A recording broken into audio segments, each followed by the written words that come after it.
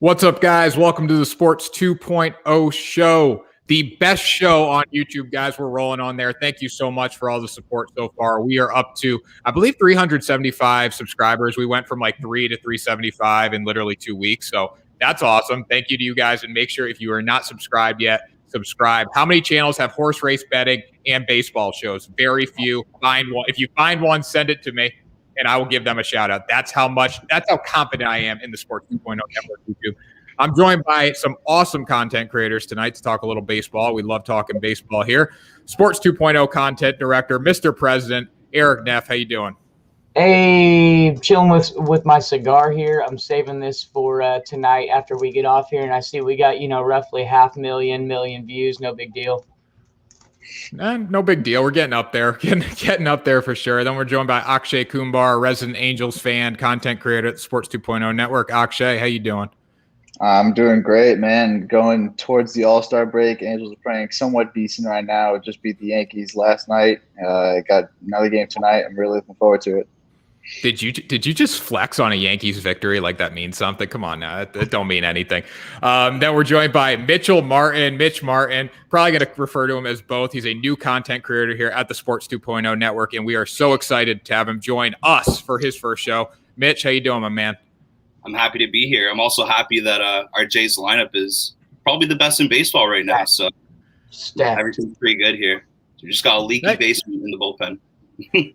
Yeah. Hey, you know what? No, that's going to get solved in the coming years. You guys are going to win the American League East because the Yankees are going to have to rebuild once they fire Aaron Boone and Aaron Judge goes and all that good stuff. So let's get right into it, guys. We're going to start with the only team in baseball that matters this year. I'm making a bold statement there. But Cody Bellinger, the Dodgers, they are on a roll right now. They beat the Giants last night 3-2. And I think the last night's game really showed that the Dodgers have the advantage when it comes to the war of attrition. The Giants are beat up right now. The Dodgers have a loaded team, and that's apparent. Cody Bellinger, 3 home runs on the year. He hit 2 this weekend. They're back right now. And you know what? They're still they're 1.5 games back if they win tonight, and they have not hit a stride yet in 2021, which is pretty impressive. We're going to start with Mitch since he is the newcomer here on the show. What's your thoughts on the Los Angeles Dodgers? Honestly, I think them having Cody Bellinger back just fully solidifies their lineup. He adds so much protection for Justin Turner, for Max Muncy, and vice versa. Justin Turner's gonna get tons of more pitches now that they're afraid to see Cody Bellinger behind him. And honestly, although his numbers are down this year, I mean, he only has 98 plate appearances. His other teammates have 270 plus appearances. So I could definitely see him turning it on, and I could see the Dodgers going for a run. I mean, people thought they were going to break the Mariners record of 116 wins this year. So I don't think that's going to happen, but I could definitely see his lineup taking it far. 100%. Now, Akshay, you got the Angels hat on. That team doesn't even matter. That team doesn't matter in LA. I'm sorry to break the news to you. But what have you seen from the Dodgers so far? And do you think it's a big deal that they beat the Giants last night after the Giants have been on a total tear this season? Oh, no doubt. I mean, right now, the Dodgers are the best team in baseball. The Giants have a better record, but the Dodgers are the better team, as much as it pains me to say that. But, adding Cody Bellinger back into this lineup, people forget that he's an MVP player. He won MVP in 2019. He can easily turn it on at any point in the season. Mookie Betts, Max Muncy have been absolutely dominant this season for the Dodgers. Trevor Bauer, Clayton Kershaw, Julio Urias, they have all been great starting pitchers. I think their rotation is amazing. They have a great pitching staff. They have, an insane lineup, huge depth. They are the best team in baseball. They've been the best team in baseball for the past 3 or 4 years now. And I think that they'll definitely pass the Giants later on in the season and take back NL West. Oh, yeah. I think it's coming up very soon. Very soon. Erik, now you got the Cardinals hat on. They're not the best team in baseball. Just want to make that clear. But not by choice. This was an accident. I grabbed the hat and accidentally grabbed the Cardinals hat. There's no good reason to wear this right now per se. So, but yeah, as far as everything that you guys just said, I couldn't agree more. I don't think the Giants have much of a shot to stay in it in the West. The Dodgers are just completely too stacked. While I think the Giants are real contenders in the West, and for obviously a wild card spot, they're a shoo-in for a wild card spot. They're getting into the playoffs. that being said, I just don't see the talent of the Dodgers not kind of, just trickling. They're all going to get on a roll eventually. Belly hasn't even really gotten to a rhythm yet this season. I mean, the man's only got, I think, 3 hits since he's been back. Of course, I think they've all been home runs. So, but once, you get Bellinger, get him in a rhythm. And then, as Mitch said, Turner starts seeing more pitches and Mookie starts seeing more pitches. And you get some of the guys you've lost already from the injury aspect. And Hall of Famer Albert Pujols, as Rodney Newpel just mentioned, not that he adds a ton, but that's a bench bet. That's a guy coming off the bench that can, put one in the seats when you need him to. Or, it seems like now that he's back in the National League, he remembered how to hit a little bit again, which is great to see from a Cardinals fan's perspective. I'm sorry, Angel. I'm sorry, Akshay, for all the money that you paid him. I'm really sorry. But I do think the Dodgers end up taking the NL West. So I don't think the Giants can stick with them. I think once Belly gets in a rhythm, this team's going to do nothing but take off. Yeah. Now, Akshay, as an Angels fan, that's a good point that you make about Pujols, Erik. He was not over the Mendoza line in LA, the Anaheim portion of LA. He comes to the Dodgers, lights the world on fire. He's got more home runs than he had in LA. He's batting about 60, 70 points higher than he was in Anaheim. Akshay, has it been disappointing to see Albert Pujols just tear it up with the Los Angeles Dodgers? Yes and no. I mean, he's done a lot for the Angels when he was here with us, but I mean, the fact that he struggled at the beginning of the season, and now that he's performing exceptionally well with the Dodgers, it's painful to see, but also rewarding at the same time. I think Albert Pujols is a very likable guy. I think when he succeeds, he definitely helps his team, and I think it's just great to see him putting up big numbers again. Yeah, 100%. Now, Mitch, I want to ask you a question about the pitching matchup tonight. We got Walker Buehler going against Kevin Gausman, however you want to say it. He's established himself as a reputable ace in the front of the pack. Yeah, Erik, we don't know how to say it. We don't know. We need the MLB pronunciation. We just say names here. We don't know. Yeah, we don't. It's Sports 2.0 Network. We do what we want, and that's why we're the best on YouTube. Right. But you look at that pitching matchup. You look at Walker Buehler. Walker Buehler, in my opinion, is the second coming of Clayton Kershaw. I think he goes on. I think he wins a couple Cy Youngs in his MLB tenure. What do you think of Walker Buehler so far this season, Mitch? And do you think he is that next Clayton Kershaw once Kershaw eventually calls it? I was going to say, honestly, as soon as you called on me, I was going to say, I feel like he's their ace right now. I know Kershaw, he had a good outing against the Cubs last game, but yeah. I don't know. Kershaw just hasn't been going as deep as he used to go. And Buehler, he's it's consistently start after start after start. So I don't know. I think him and Gausman's definitely the best Giants pitcher too. So I think that's a heavyweight matchup of the starting pitchers.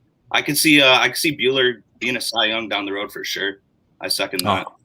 100%. Now, Erik, why do the Dodgers win tonight? Why do the Dodgers get a 2-game sweep of the San Francisco Giants? And whoever made the schedule of this being a 2-game series is stupid. We should have at least 3 in a division setting.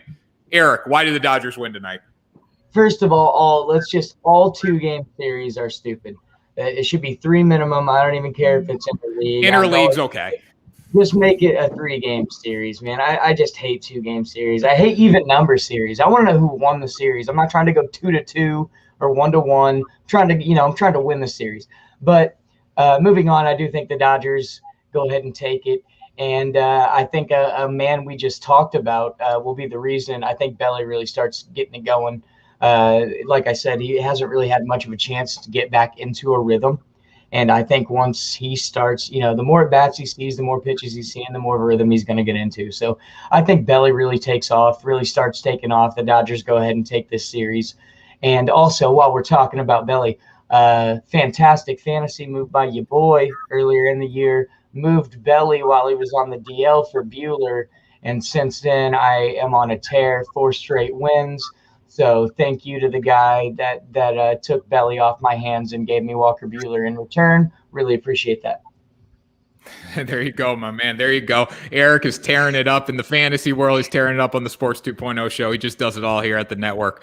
All right, so let's get into the All-Star voting. A lot has happened in the All-Star game. First of all, I want to get each of your opinions on this. What do you think of the All-Star jerseys? I think they're horrendous. Akshay, are you with me or are you siding against me? No, I'm 100% with you. I think they are extremely ugly. I feel like they've been getting worse and worse each and every year. Definitely need to hire some better designers because I don't know what MLB is doing right now, but they are slowly killing the game and killing my eyes with these jerseys. Couldn't agree more. They are just pitiful. The hats are slightly better than the jerseys, I guess. But let's face it, New Era and MLB, they need a new graphic design department. It is no wonder that youth does not care about this game. We're a very visual people now. We're a very visual people. We can't have these ugly ass things. I mean, you look at look at the Miami Heat's Miami Vice jerseys. Those things are sexy, man. You can see them from 10 miles away. I freaking love those things. They make me want to be a Heat fan. Watching Jimmy Butler go out there and ball out in one of those pink jerseys. These things are badass. And then you look at the MLB's terribly boring jerseys already, and then they make this horrendous all-star jersey. And of course, it is the year that they decide they're going to wear the horrendous jerseys during the game. To me, it looks like if you took any European team's soccer jersey and then you took all the ads off of it, that's what it would look like. I don't know why they put the logo over the letters. I don't know. It's just awful. It's reminiscent of a couple of months back when MLB and New Era released those area code hats, and they got such a terrible response in the first 3 hours of release that they actually took them back off the website and stopped selling them. Like, I wonder how fired the guy was that made those. Like, that guy is so fired. No one's ever been more fired ever than the guy that created that area code hat. Sheesh. I mean, the Cardinals had 314 on the hat, just 314. That doesn't even encompass all of St. Louis. But is it where the stadium is? Yeah, it is where the stadium is. There you go. That's why they did it. They don't have time to add. They have 19 area codes on theirs, and the Cardinals can't get a second one. My area code was unfortunately on a stupid Cubs hat, so I threw up, and it was just I cried a little. It was a terrible day. But yeah, the jerseys are downright terrible. I kind of thought that they would pull them just like they did those hats. They got such a bad response, on social media and things. I thought they might pull them back just like they did those hats.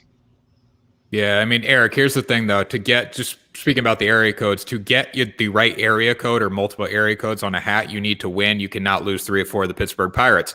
Now, Mitch, newcomer, what do you think of these All-Star jerseys? You with us? Or you against us?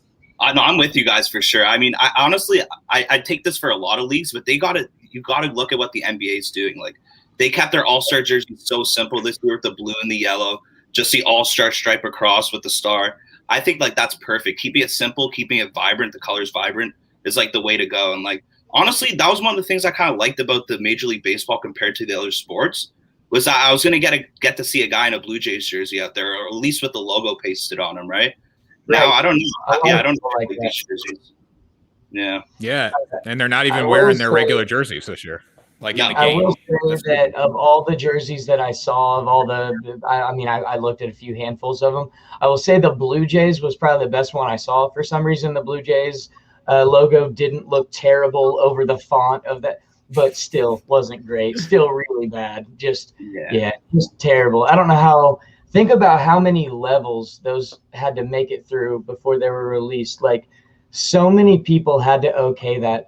And somehow none of those people sounded like we are sounding right now. They were all just like, yep, looks fantastic.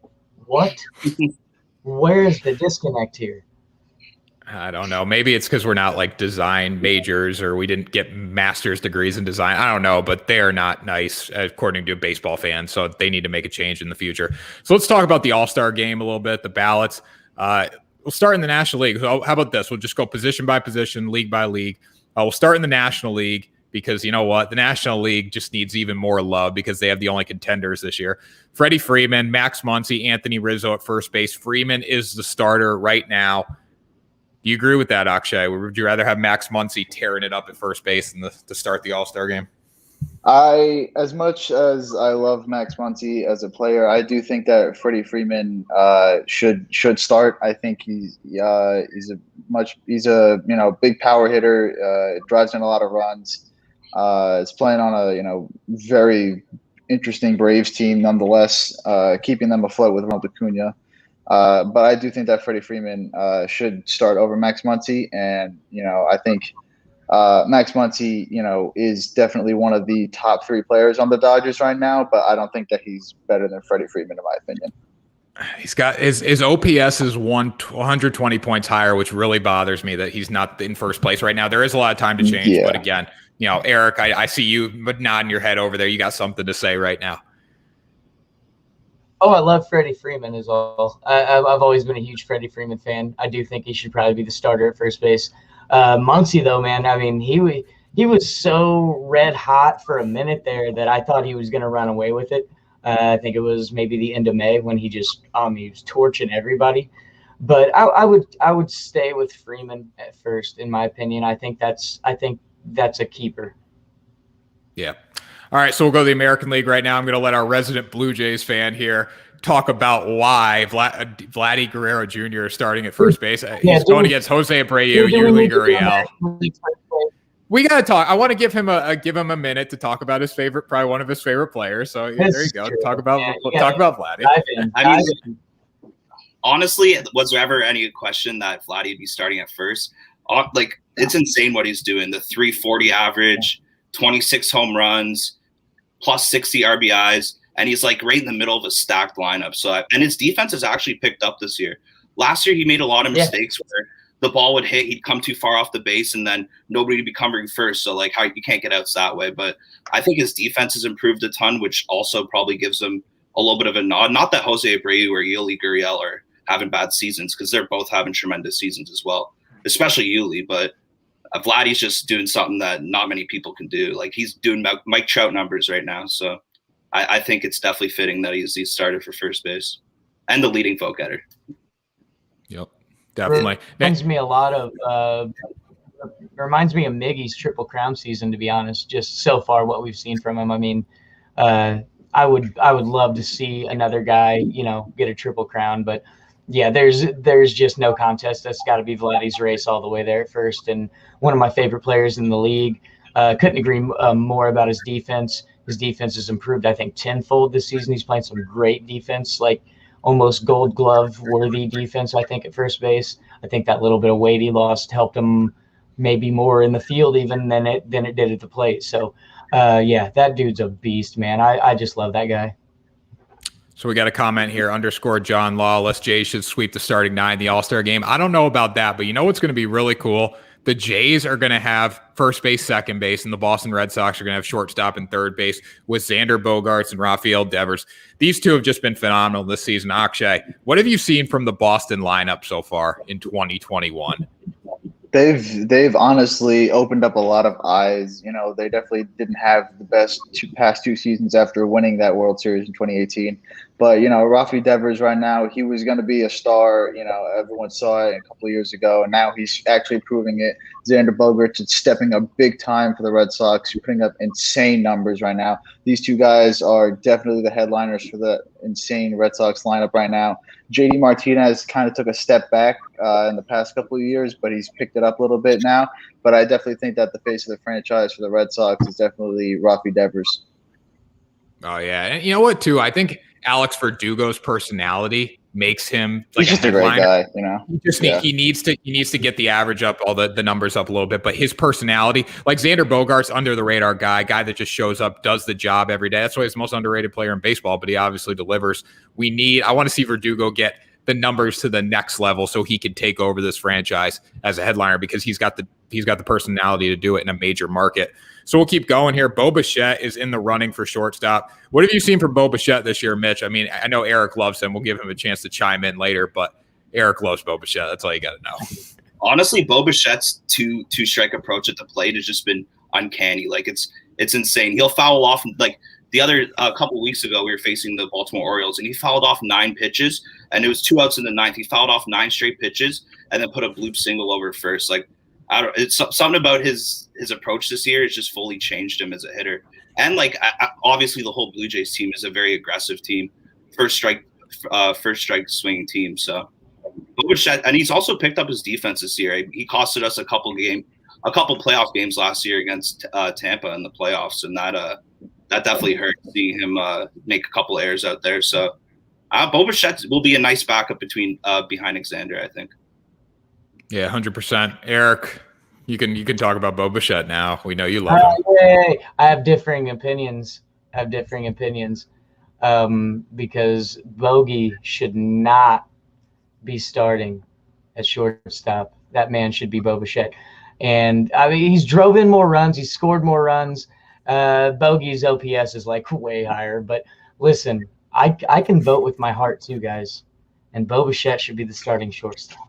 And no, he's fine. Bogey's been tearing it up this season. And Rafi, I mean, I don't think you can argue much against Rafi there at third. But I do love Bo Bichette, and I do think he's gonna start at shortstop for the AL All-Star team many times in his career. So being just behind Bogey this year, I don't think is too big of a thing for him. That being said, he does have more RBIs and runs than Bogey. I'm just throwing that out there. I'm just saying. I know. Yeah. But he's driving in runs is an important thing, guys. That comes with the lineup, though, too, type of thing. Like, we have so many guys that could drive in. Yeah. It's insane. Shout out to my dad. Dad, appreciate you watching. He's a huge baseball fan, huge Cardinal fan. We appreciate that we can inform you about baseball. Please don't listen to my opinion, only these guys, is because I am not smart. So Erik, I'm assuming your dad's a Cardinals fan, right? Yes, massive. All right, so Huge. let's hop over the National League here.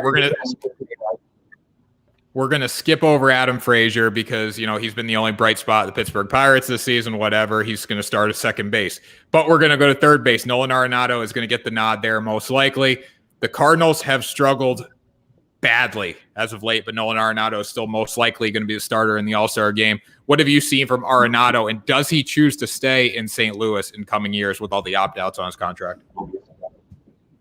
I have been called an idiot all over Cardinals Twitter for complaining about the front office's lack of doing anything throughout the early part of this season. Our front office has had a terrible tendency the last several years to make one big off-season move or one big early season move, and that's it. That's the splash. If you can't win from that, then you don't win. And John Mozeliak should be fired, to be quite honest, for what he's done to this franchise over the last couple of years. You can't just go out and get Nolan Arenado and say, yep, I'm done. That can't be it. There were too many holes. We had one of the worst hitting outfields in the major leagues last season, and he chose not to improve there. Of course, you've got the rookie Dylan Carlson. He's great out there. But Arenado's opt-out scares me. And everybody on Cardinals Twitter thinks, he's not going to opt out. He didn't come to St. Louis to opt out after one season. Well, that's fine, but he has 2 opt-outs. And to me, if you're the front office, you cannot take the chance of him opting out. That being said, even though he's not a third baseman, Chris Bryant should probably honestly be leading. He kind of plays the outfield more, but he's on the ballot as a third baseman. Chris Bryant's numbers kind of blow Goldie's away a little bit right now. So while I voted for Arenado because, fantastic player and can beat Chris Bryant's defense, 7 days a week there at the hot corner. That being said, Bryant has brought a little more from the plate this season than Nato has. But yes, the opt-outs do scare me. Yeah, they scare me too. I think he's going to dip if they don't figure it out very shortly. He came here to win, not to play for the Cardinals. This whole notion that Cardinals fans have that our franchise is so much better than everyone else's and that we're just the best fans and this is the best baseball city. And yeah, man, it's not 1985. Ozzie Smith ain't out there anymore. It's not anymore. That's a thing of the past. It's a thing that I want to be true and that I wish was true and that I hope we strive for. But players don't just come here to be a Cardinal now. Nolan Arenado came here to win. And in my opinion, the front office should at least show Arenado that, hey, we're trying to win too. So, yeah, Mitch, what have you seen from Arenado this year? He plays a good third base. So I think he deserves to be where he is in the All-Star voting. Then again, though, he is having down years as opposed to when he was in Colorado. So I don't know. I'm vice versa. I'm not a big National League guy, but I can fight for both sides on that one. All right, Akshay, I got a big question for you right now. You ready for this? Yep. We all know who's starting at shortstop in the National League, Fernando Tatis Jr. We don't really need to talk about Tatis Jr. in the sense is he the best shortstop? He's the best hitting shortstop in the National League, obviously. But is he the next universal DH? Is he the next $341 million universal DH in San Diego? Or 340, my bad, 340. You know, if he continues to play like this, I think so. I think he definitely has shown that he is the guy. He can perform at any point, and he can hit the ball out at an alarming rate. Has great fielding, although it is spotty at times. He can't really throw a routine ground ball, but he can make crazy jump plays. But I do think that as a DH, I think he definitely is that guy. He has incredible numbers. It's been playing great this year, played great last year as well. It's just a matter of time, really, just when he gets that money. Yeah, I mean, Mitch, you say you don't follow the National League much, but you got to follow Fernando Tatis Jr. It's hard not to, and you see his clips on Twitter every day. Yeah, for sure. Yeah, Fernando Tatis it's crazy, too, because he can, I feel like every game I watch him, he's hitting 2 home runs, 3 home runs. He just does stuff that other shortstops aren't doing in the league, really. And his power bat, I mean, he'll be the perennial shortstop in the National League for years to come. That's a given. Oh, 100%. Now, I want to talk about the outfielders. There he is. Hey, he's got power. Hey, Wi-Fi crash. Right. It wasn't the whole tower, at least. We got a terrible storm going on, and my Wi-Fi just kind of went for a second, but I'm back, guys. Thanks for waiting. Hey, no, we'll wait for you any day of the week, Mr. Prez. You know that. All right. So we got catchers. I don't want to spend too much time on catchers. Salvador Perez, Buster Posey, they're the 2 most deserving. Thing to note, Yachty is probably going to make the game this year, which is awesome to see. We're definitely going to make the game. I want to talk about the outfielders. I want to talk about why Cedric Mullins is not in the top 3 outfielders. And you know what? Mullins is going to make the game because we have this rule where every team has to have a representative.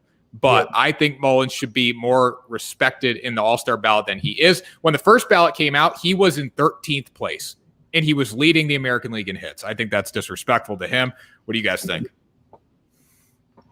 I agree. I don't understand how not either. From a National League fan myself, and of course I'll watch, if baseball's on, I'm watching. So I could care less the league. But I think for a lot of National League fans, people still don't know him. That he hasn't got a lot of play on ESPN. He hasn't got, I say, the Jesse Winker treatment. Jesse Winker blowing up this season, and he's everywhere. He's all over the news. He's all over ESPN. Everybody's talking about Jesse Winker's blow up. Nobody's talking about the Cedric Mullins blow up that's kind of been out of nowhere. So I think a little more publicity. He needs, ESPN to get behind him or something like that, because the man's tearing it up. I think he deserves to be an all-star regardless, even without the one team representing or one player. So also for Cedric Mullins too, I mean, he's the 7th outfielder on that list behind guys like Mike Trout and Buxton. I mean, Mike Trout and Buxton, household names for sure, but they should be below him just based off their ability in games played. Cedric Mullins is having a season that he's never had before. He needs the recognition. I agree too. First of all, but hold on, before we move on, can we just address it? Let's be honest. Mike Trout, paralyzed with one pinky, could probably still outplay every player on both rosters, though. But it's Mike Trout, Yeah. I don't think he should be first, though, after getting injured. I don't think he should be first. No, he shouldn't. No. I agree with you there. I've always thought they should do something about that. Yeah. I mean, he's probably going to – same with Byron Buxton, I mean, he's 3rd right now, and I definitely think that Cedric Mullins should be over him because Byron Buxton only has 27 games this year. It's crazy. And you know what? Mike Trout, this is how much we love Mike Trout, and I think this is wrong for the game. He could not play in another game this year, and I bet he still gets some All-Star or still get some MVP votes. I think that's that's how crazy this is. You guys agree or no? But he's that good though. To me, he's that transcendent of a player. He's outside of Albert is my favorite player that I've ever watched play the game. I mean, the greatest of all time in my opinion, or when it's all said and done, I think he will be. So I understand it from that aspect. His greatness is kind of transcendent, kind of like that of Michael Jordan or Tom Brady, something like that. But yeah, I mean, I do. when he's injured, I think something should probably be done about MVP voting and all-star voting and injuries.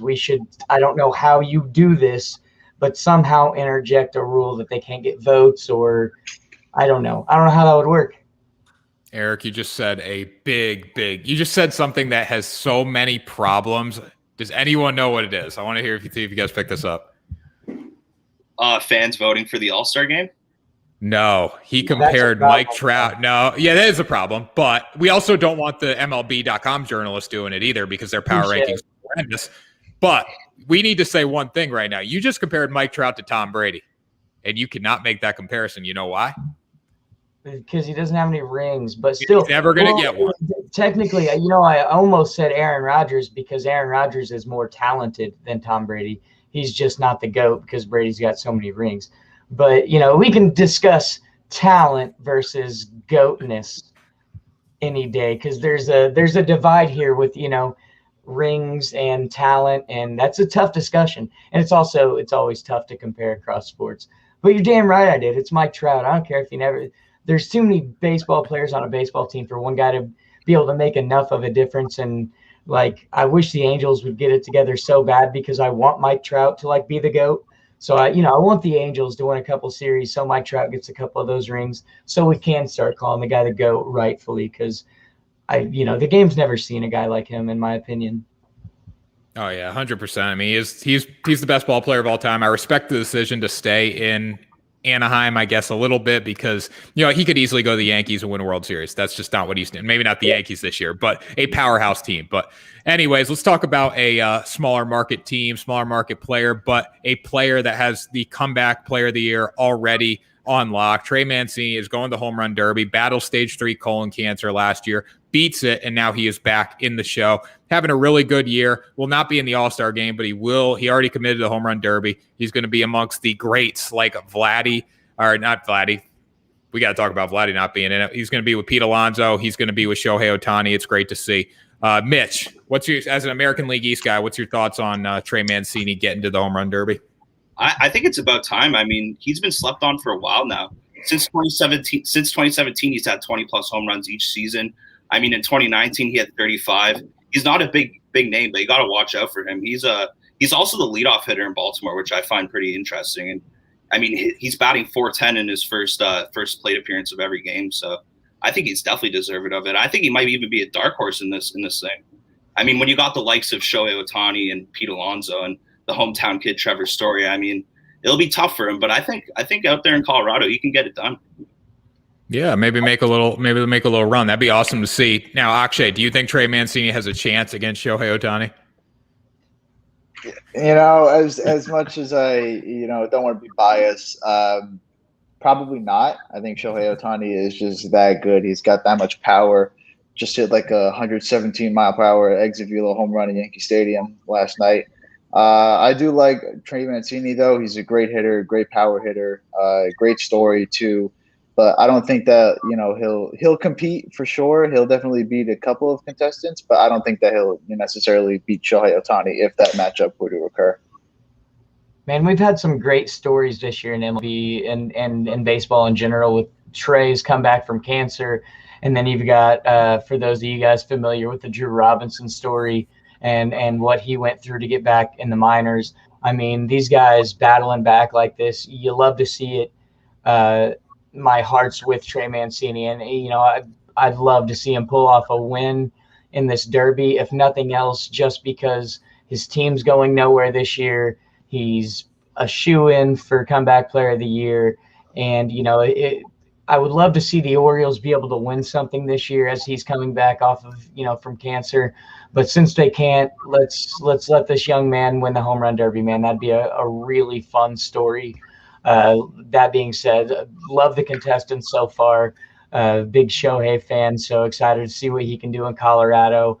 I believe this will be the first time he's been able to hit a baseball in Colorado. So it'll be interesting to see how far he can hit a baseball in Colorado. I'm pretty pumped to see that. So pretty excited to see the rest of this fill out and see who else we get, see who he's going to be up against. Now, as much as we love the Disney movie narrative in life, Trey Mancini most likely is getting traded at the deadline. I hate to say it, but it's probably going to happen. Now, do you guys first of all, where do you think would be a good landing spot for him? And do maybe the Orioles hold on to him? I know he has said multiple times that he wants to remain a Baltimore Oriole this season and probably go at next year's deadline because he has one more year on his contract. But Mitch, I'm going to start with you. Where's a good spot for Trey Mancini? And is there a chance he stays in Baltimore? I think there's a chance he stays in Baltimore. I mean, they're building around Mountcastle. They're building around Mancini, I would imagine. They've got some young starters, but I think there's a chance. But I think if there was a best fit for him outside of Baltimore, it'd definitely be Seattle. I mean, I think they're just lacking that power bat in their lineup. And not that he's a perennial power bat or anything, but he can hit for an average. He's a good outfielder. And he's like, I don't know, he just has Seattle written all over him. Not a big name. Like, he probably won't cost as much as these bigger names in the offseason. I think they could hold him. I mean, yeah, I could see Seattle being a good fit for him.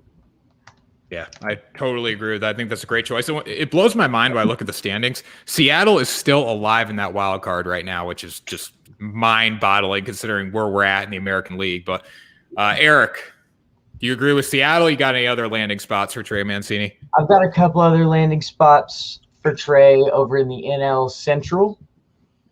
One of them is not St. Louis. I think Milwaukee and Chicago would actually be really good landing spots for him. Those two teams are, while I would say one of those two, obviously could win the Central Division very easily. I think the Brewers with the Willy Adames move kind of showed that it doesn't take this monumental, huge, ground shifting move to get your team in contention. They traded for Adames, and since then, I forget what they're like 32-17 or something crazy. And of course, his OPS is like 140. He's been tearing it up since he's been there, and he's a pretty good defender. So I could see Trey ending up with one of the Cardinals' rival teams, Milwaukee, possibly Chicago. Either one of those guys could use him. It helps that Trey can play first in any outfield position, preferably a corner outfield position. But it wouldn't surprise me if you saw Trey come over to the NL and probably rake even more, because the NL's pitching tends to be not quite as good as the AL's. This year may be kind of a little different, but most seasons, typically AL pitching is a little tougher than NL pitching. Now, Akshay, we didn't leave you many teams to pick, but out of those teams, or if you have any others, where do you think Mancini is going to end up? I'm going to agree with Erik here. I think that Milwaukee's a great spot for him. They're a little bit low on the depth and outfielders right now. I think adding Trey Mancini would be a great option for them. Would really spark up some of that offense that's sometimes stagnant at times. Would be a great pair with Christian Yelich, Jackie Bradley Jr. So I think that's the best spot for him if he were to be traded. But I don't think he'll necessarily be traded. I think that he'll most likely stay in Baltimore for the rest of this year. But if he were to be traded as a deadline, I think Milwaukee is the spot to go. Yeah, I think the Brewers would just be a great fit for him because, I mean, with that pitching, with Woodruff and Burns and the bullpen there, I mean, he automatically takes them into the next step. I mean, I'm not saying they're a contender in the National League with Mancini, but they will definitely win the Central. Erik, do the Cardinals have a chance of winning the Central? I don't really think they do. Something's got to happen like right now. There can't be any more, slumps like the last 25 yet. We can't have another month of June. I mean, June can't continue like this. We're 7-17 in our last 24 games, I believe. Worst team in baseball. So we have a chip in a chair. There's a shot. I mean, the NL Central is not great. The Brewers aren't an amazing team. The Cubs aren't an amazing team. They are good teams. And the Cardinals have the talent to be a good team and cannot find any rhythm whatsoever. I think it'll take a few moves. I think not only would Jan Mozeliak have to be busy at the trade deadline, but I think some internal moves need made. Jeff Albert, our hitting coach, probably needs fired. I've never seen a hitting coach have such a poor effect on hitters across a 3-season span in my entire life. I mean, it's insane. Everything he touches just, it's crazy. Since Jeff Albert stopped banging on trash cans, he has been god-awful. Just terrible. Not a great hitting coach. But I can't count us out. As a fan, I can't, if I count us out, well then, I can't watch every game. There you go, Dad. See, that's right, Dad. I can't, as a fan, I just can't. I got to hold on to something while I watch Tanner. I got to think if we get hot, we can still win this thing. And I know as an Angels fan, you probably feel the same way. And as a Blue Jays fan, you probably feel the same way. While we're sitting third, fourth in the standings, all three of our teams are very good. Tanner, I don't want to talk to you. Your team's in like first or second or doing good or something. I don't care about that. But you guys feel what I'm saying here. You feel like you're that hot streak away from getting back into the division. Don't laugh at me, Tanner. I'm gonna laugh. I'm gonna laugh because you know what? I'm not saying that the Yankees are dead, or I'm just gonna talk about the American League since you brought up my team, the Boston Red Sox, the reigning, defending, undisputed future champions of the American League East. Like the Blue Jays, they have a lot to look forward to. They're getting better. They make a lot of mistakes. They're young. I mean, you can attest to this, Mitch, a little bit, but the Blue Jays are going to be good. Like the Yankees are in trouble. The Cardinals are in trouble. The Angels, they need some help. I mean, so I don't know if you guys have anything to point to that, but like the Blue Jays I'm not a Blue Jays fan, but from watching the Blue Jays, there's excitement there. There's no excitement in New York. They just want Boone fired. Yeah, that's true. Yeah. What do you think, Mitch? It seems like New York is just like they've lost all their mantra, all their coolness. Like they're not even cool anymore. Like you got Giancarlo Stanton, who if he doesn't hit a home run, he doesn't hit the ball. So I think Boston and Toronto are the teams that run away with that division for sure. Yeah, 100%. So we're going to go. This is a quote from Boone. Season is on the line. Manager's on the hot seat. We're going to save that for Thursday night, Erik, with Aaron. We're going to finish with Hector Santiago suspended. This is one story that we have to talk about because it's so relevant right now. Hector Santiago, the first pitcher, Mariners pitcher, to get suspended because, he hasn't got suspended yet. He got taken out of the game by the umps for foreign substances. The MLB offices is going to review the case, and we will see what happens. Hector claimed that he was just using rosin and sweat. Who knows if that's true? I tend to believe him because you have to be pretty stupid right now to do something in the first week where the rule was in effect. Yeah. So what do you guys think of this situation? Yeah. Yeah, the way they're checking guys right now, I think you'd have to be a total idiot to try anything right now. I mean, they're checking DeGoat, they're checking Kershaw, they're checking Bauer, they're checking all your hot Cy Young, big name pitchers. Of course, they're going to check you, Hector Santiago. So I tend to believe him as well. I think it was probably rosin and sweat or something. That being said, maybe the umps didn't want to take a chance of him, using a sticky substance and then that falling back on them, so they needed to remove him from the game. Or maybe he just wanted to take a 10-day vacation and get paid at the same time. Doesn't really seem like much of a punishment to me. Like if Ryan's like, hey, if you don't do all of your Sports 2.0 assignments tomorrow, I'm going to pay you for 10 days and you can go home. Guess what? Yeah, you guys are in trouble. I'm not publishing any of your stuff tomorrow. I'm going home. Yeah. Maybe he just threw that out there. Maybe he just wanted to go home for 10 days. But no, I think this was likely a case where it was probably rosin and sweat and there was some confusion. Well, they can't replace you though, Erik. So say that happens to you in the 2.0 network, then there's no content assigning or anything. The network blows up. So we look at the Mariners. They don't have that piece in the bullpen. Even better, because then I don't have to worry about contesting someone when I come back from my job. So, boom. There you go. There you go. Good point. All right, Mitch. So what do you think about this situation? Do you think he was breaking any rules? I mean, honestly, when you have the coach, Scott, backing you up, I honestly don't think so. And you got to think about it, too. It was 85 to 90% humidity that day. Who doesn't sweat when they pitch? Like, I don't know if you guys have ever seen Tyler Glasnow's hand when he pitches, but it is red. It is sweating. Like, I think it just comes with the nature of the sport. But I was really curious to hear what Trevor Bauer had to say on Sunday Night Baseball. He was calling for a TSA type of check. So like kind of like a thing in the dugout, you slide your glove through, you slide your belt through, slide your hat through. I think that would fully take out the whole problem of the pitcher stripping down, pitchers getting head rubs in the middle of the innings. I think like that type of check would work for the sport.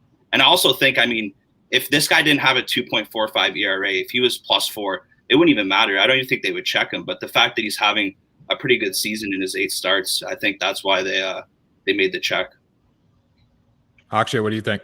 Yeah, I agree. I think I don't think he was necessarily cheating. I think he just really got screwed over with the fact that it was just that hot out, and that pitchers are allowed to use rosin. That obviously makes a sticky substance. I think he just got screwed over by that. It's unfortunate. He seems pretty confident that the league will do him justice. So I don't think there's going to be any problem with it.